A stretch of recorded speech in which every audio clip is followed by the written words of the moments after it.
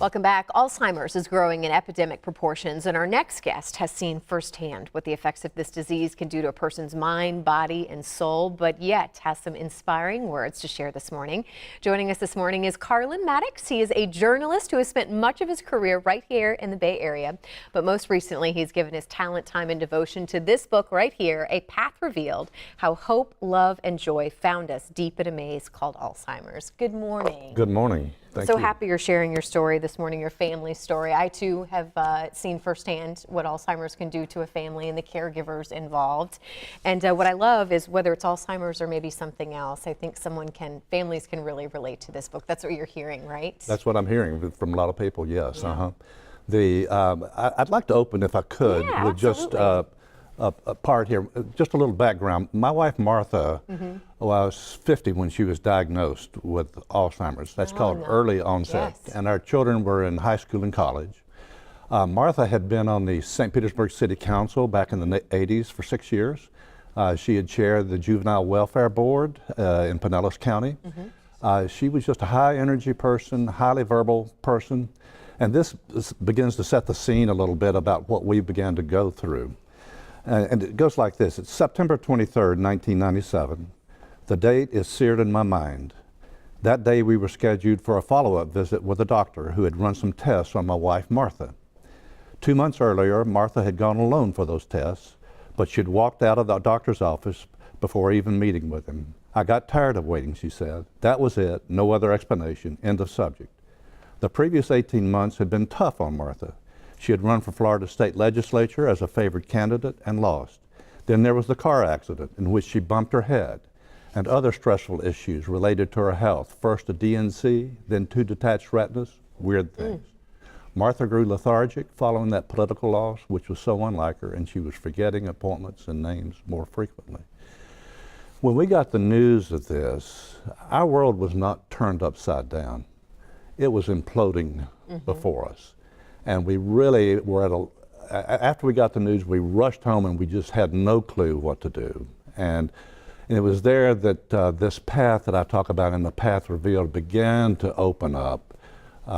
But that's a little too long to get into this. I know, and that's what I first asked. You know, it went on for many years. Your wife has since passed. Yeah. And I can imagine how hard it would be to kind of narrow this down. But you were a journalist for many years. You're used to writing down, but that's not really even why you say you did this. That was kind of your first step, maybe through the healing process, is just getting it down on paper. You know, just getting everything down in terms of science information, in terms of spiritual information. Do you recommend that? I mean, is that something in your book that you would recommend for families watching? I was today? not writing professionally. I was not writing grammatically. I was just writing and gathering information. And anybody who is caught in this kind of a position really needs to have a point of reference that they can go to.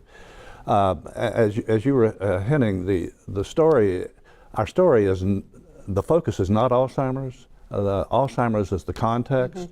Our focus is this spiritual odyssey that did unfold over time.